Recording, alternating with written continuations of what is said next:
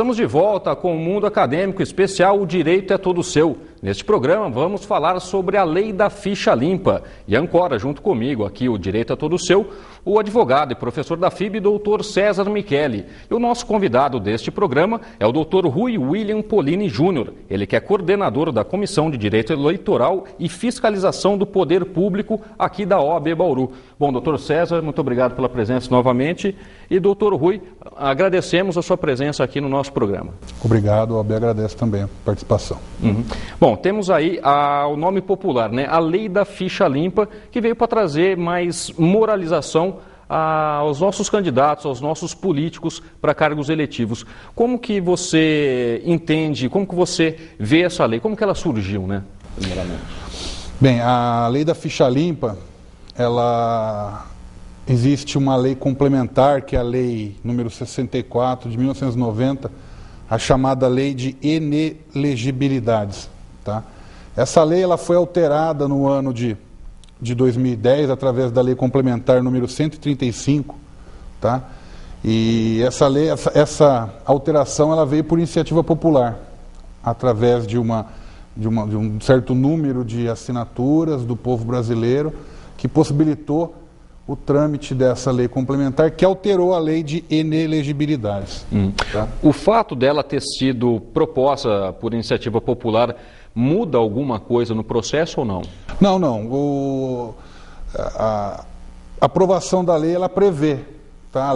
Uma promulgação de uma lei por iniciativa popular. Isso não muda nada no processo. Exigiu-se um número mínimo de assinaturas, esse requisito foi cumprido e a lei ela foi proposta e obteve a aprovação. Doutor Rui, quais são os principais pontos que merecem destaque nessa legislação atual aí?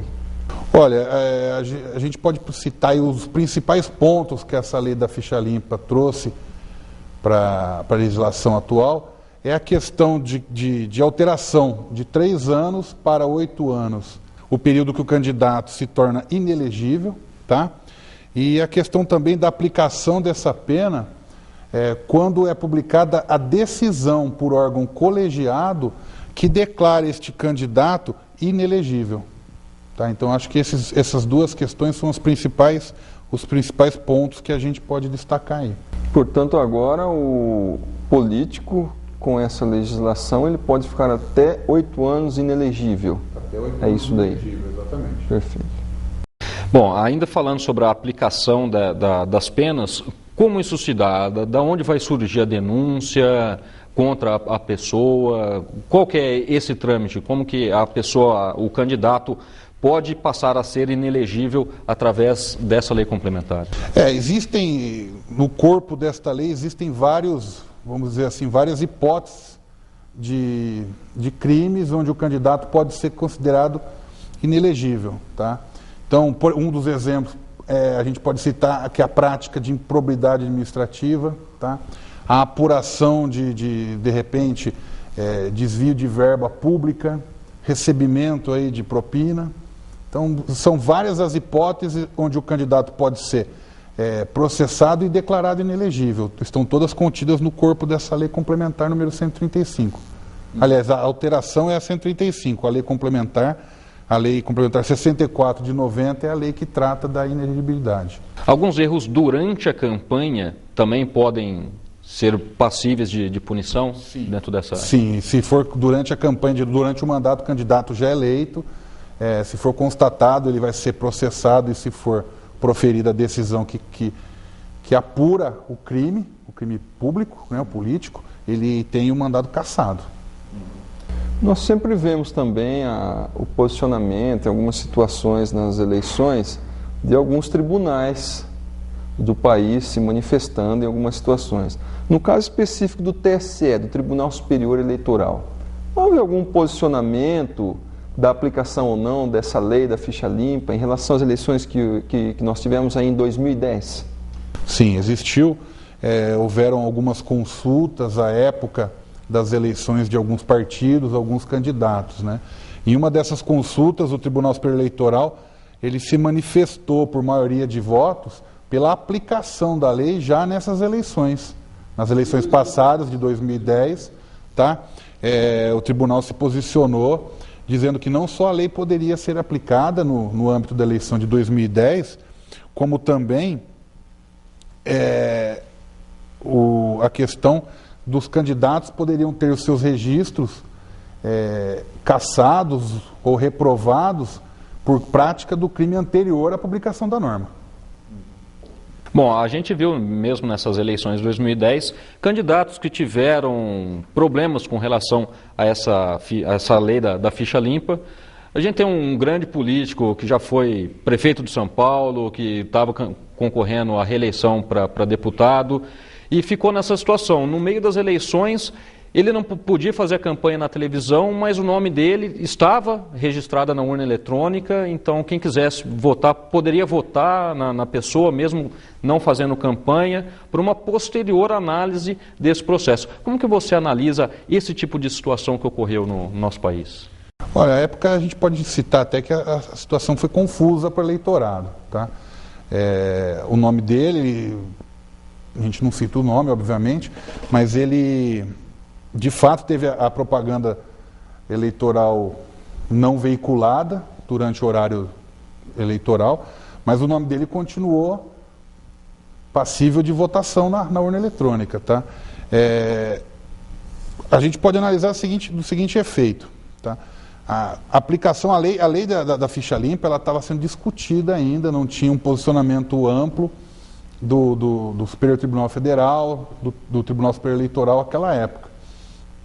E por isso, até acredito, na minha opinião, que esse registro não foi cassado definitivamente.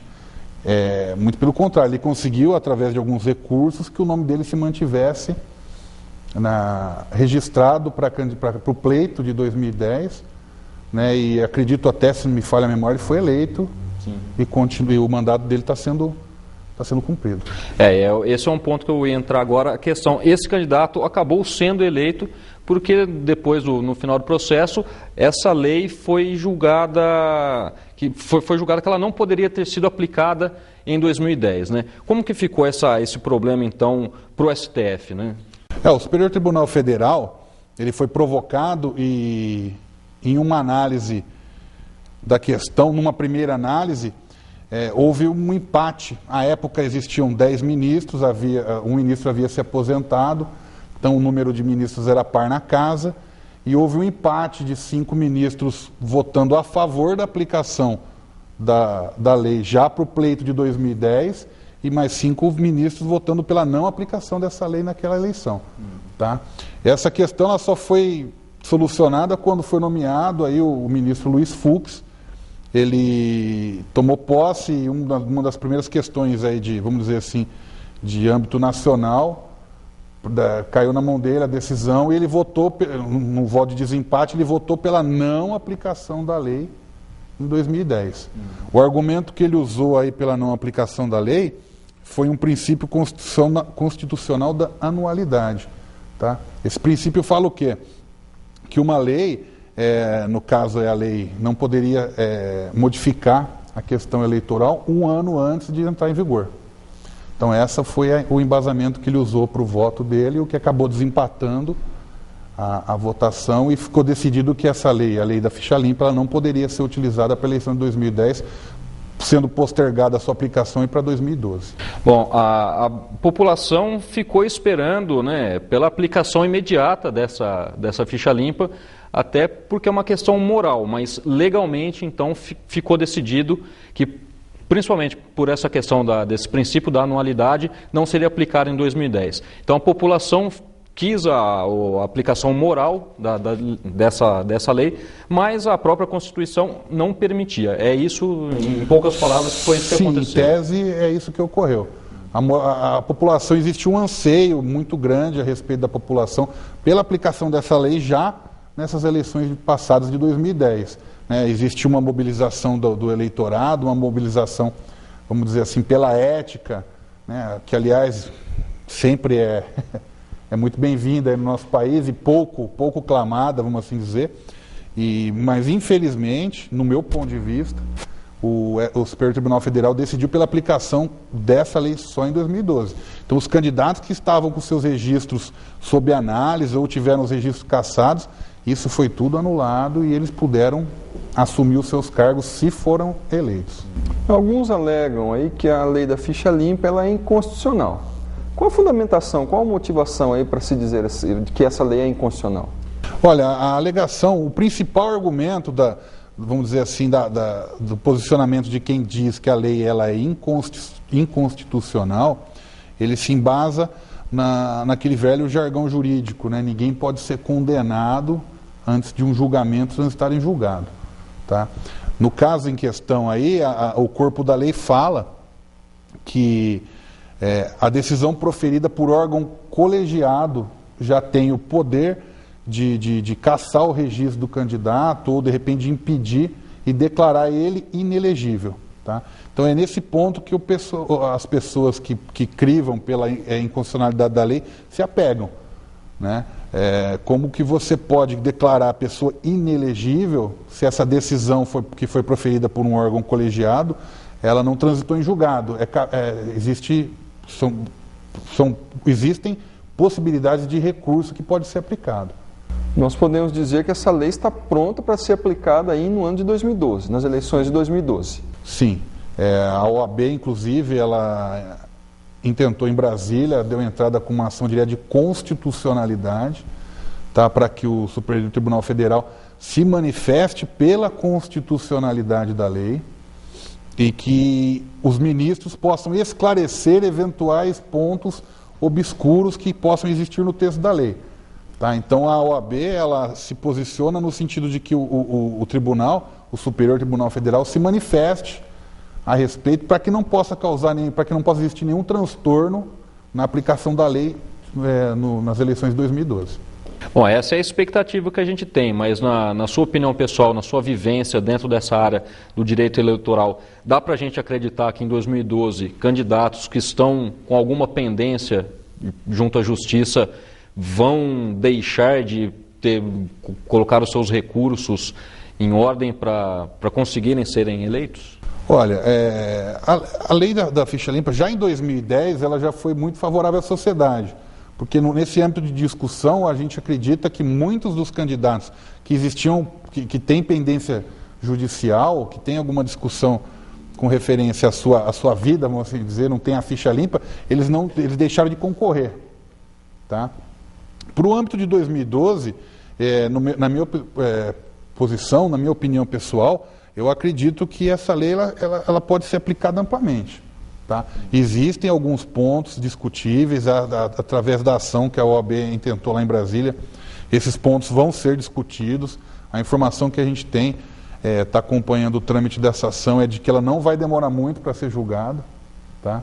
E se houver algum ponto a ser corrigido, ele vai ser corrigido antes do play de 2012. Então ela vai ser perfeitamente aplicável, vamos assim dizer.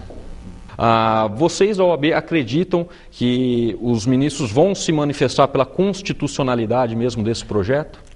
Sim, a OAB ela tem plena convicção da aplicação dessa lei e da constitucionalidade dessa lei, tanto que ingressou com essa ação solicitando ao Superior Tribunal Federal que ratifique a constitucionalidade da lei. Tá? A gente tem que dividir muito, óbvio que a população ela anseia por um país melhor, um estado melhor, um município mais produtivo. A corrupção, infelizmente, ela assola aí a comunidade. Né? Praticamente o povo está cansado de escutar esses casos dos políticos corruptos, tirando dinheiro da saúde e da educação, desviando o verbo para o próprio bolso.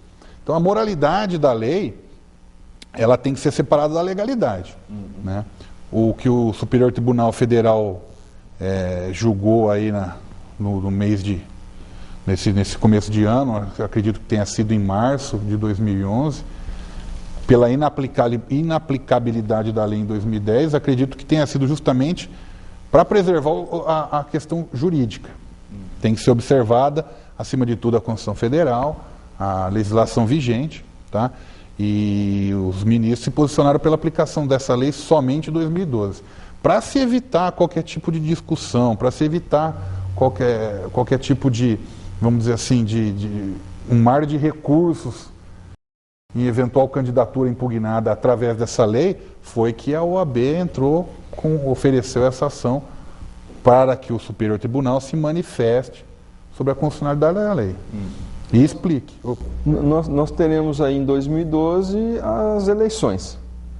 E especificamente aqui no nosso município de Bauru, né, que há a presença aí da Comissão de Direito Eleitoral dentro da nossa OAB aqui do município de Bauru, havendo alguma situação onde a população visualize um político, um candidato que atente à moral, alguma situação dessa, como que ela faz? Como que uma pessoa aí da população, um cidadão faz? Ela pode vir aqui na OAB, acionar essa comissão? Como que fica essa situação? A OAB dá um suporte para o cidadão nesse aspecto? Como é que fica? Sim, a OAB ela procura dar esse suporte, o acesso amplo e restrito à população em dúvidas com relação ao seu cotidiano. Nisso a gente inclui também a parte de direito eleitoral, da qual eu faço parte da comissão. Em 2012, ou independentemente de haver uma eleição ou não, durante a vigência do mandato do político, seja aí no nosso município ou algum município que abrange a OAB Bauru,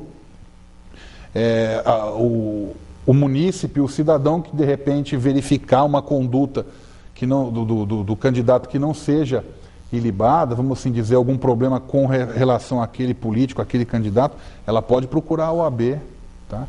Oferecer uma denúncia. Portanto, não é só, na realidade, esclarecendo para o nosso telespectador, na época de eleição, em véspera de eleição, que nós podemos procurar aqui a comissão. No dia a dia aí do cidadão, verificando alguma situação que afronte um direito dele, cidadão, ele pode buscar uma proteção, uma guarida aqui dentro da Comissão de Direito Eleitoral da OAB Bauru. Sim, exatamente. O cidadão, ele tem que ter a OAB como companheiro, como uma entidade companheira na defesa dos seus direitos. Tá? A OAB, ela procura defender o cidadão nesse aspecto. Óbvio que uma denúncia ela vai ser apurada, ela vai ser averiguada, tá? E em caso de se constatar eventualmente o erro, vão ser tomadas as medidas cabíveis. Tá? Mas o cidadão pode e deve procurar a nossa comissão em se tratando de direito eleitoral ou alguma dúvida de candidato, pode me procurar aqui na OAB, que vai ser muito bem atendido. Bom, continuando a falar sobre eleições, ano que vem teremos eleições também em Bauru e já foi aprovado o aumento do número de vereadores para 17 cadeiras aqui no Legislativo bauruense. Como que a OAB se posicionou, não só em Bauru, mas eu acho que é uma posição nacional sobre o aumento do número de vereadores? Olha, a OAB, ela se posiciona no sentido de ser contrária ao gasto público desnecessário, tá? Então, numa primeira análise, assim como a população, a OAB se posiciona em contrariedade ao aumento do número de vereadores no município. Tá? Houveram pesquisas aí na cidade, através de algumas instituições, onde ficou constatado que a grande maioria da população ela é contrária a qualquer tipo de aumento de vereadores e a qualquer tipo de aumento do gasto do dinheiro público. Mesmo porque não é a situação... É um tanto quanto antagônico, né? Não é porque nós temos um aumento quantitativo no número de cadeiras que nós teremos também aí um aumento qualitativo. Na verdade, o que o político deveria buscar é uma qualidade maior em relação à população e não simplesmente visualizar somente um aumento de uma quantidade de cadeiras. Nós precisaríamos visualizar melhor o que isso traria de benefício para o cidadão. O que um aumento no número de cadeiras de vereadores, por exemplo, no município de Bauru, traria de benefícios qualitativos para o cidadão? Sim. Isso parece que não está claro para a própria população. E aí eu vou te falar uma posição pessoal, né, nem vinculada à OAB. Eu concordo plenamente com o que o doutor está falando. Os vereadores aqui do município, apesar de estarem autorizados pelo número de eleitores, pelo número da população do município a aumentar o número de vereadores, eu acho que eles precisam primeiramente comprovar efetivamente o trabalho realizado, tá? A questão do seu mandato, se eles estão cumprindo realmente as funções para aquilo pelos quais eles foram eleitos, para depois se discutir o aumento do número. Hoje, a gente vê uma casa com 16 vereadores, e no meu modo de ver é um número plenamente capaz de dar representatividade para a cidade, de solucionar os eventuais problemas, vamos dizer assim, a ânsia do cidadão bauruense de estar representado na Câmara por esse número de vereadores. Talvez aí a gente possa discutir a questão do voto de desempate, um número ímpar, a questão da gente de se tirar ou de se anular o chamado supervoto, que é o voto do presidente da Câmara de Bauru hoje, no caso de empate. Aí, numa discussão nesse sentido, eu acredito que um número ímpar seria viável. Agora, para a questão de volume de trabalho, eu não vejo necessidade. Mesmo porque, da forma como o senhor mesmo citou, várias pesquisas, os jornais em Bauru demonstram que a população é contrária ao aumento no número de vereadores. Exato. Aqui no município. Exatamente. Mas foi uma justificativa do próprio Poder Legislativo esse aumento do número de vereadores em apenas uma cadeira, para que seja um número ímpar, né? Para que não hajam esses superpoderes na mão do presidente da comissão, no presidente da Câmara. Como que você analisa friamente agora esse ponto, onde não há o supervoto do presidente, principalmente em casos de desempate? Olha, a gente tem como verifica aí como tradição na Câmara de Bauru, o presidente da Câmara não votar os projetos, somente usar o seu voto em caso de empate. Tá? Isso é uma tradição. Agora, o que realmente ocorre é que, se for necessário, ele tem o direito de votar, e aí teria o direito do desempate, que seria o chamado supervoto, voto em dobro, voto duplo, tem vários nomes na questão. O número ímpar de vereadores seria útil, vamos assim dizer, única e exclusivamente para esse caso, tá? De se tirar o poder de um voto de um presidente da Câmara. E desde que ele continue não votando durante os projetos. Exatamente, desde que seja cumprida, vamos assim dizer, essa tradição da Câmara bauruense, de que ele não se manifeste, não faça uso do seu voto nos projetos. Tá? Mas aí vai depender da pessoa que estiver exercendo a presidência da Câmara. A gente não tem como, legislativamente, não tem nada que o impeça de fazer uso. Então, precisa ser verificada essa questão. Bom, doutor César, suas considerações finais? Perfeito, obrigado. Ressaltando aí, aproveitando o tema hoje do nosso programa, que diz respeito à ficha limpa, especificamente a nossa última discussão quanto a aumento de cadeira, de número de vereadores, na verdade o que a população quer é qualidade, né? No poder legislativo, seja onde for na área pública, porque afinal de contas o que mantém toda essa estrutura é o dinheiro do cidadão que paga os seus impostos. Portanto, ele tem todo o direito de debater, de exigir, e esse tipo de programa, no nosso ponto de vista, vem contribuir para elucidar e, na verdade, tirar algumas dúvidas do cidadão, para que ele possa aí exigir com melhor qualidade também o seu próprio direito. Muito obrigado. Doutor Rui, suas considerações? Olha, eu, em nome da OAB, venho agradecer a oportunidade, tá? Também concordo com a posição do doutor. O cidadão, o munícipe que paga o seu imposto, ele tem todo o direito de cobrar qualidade na prestação pública.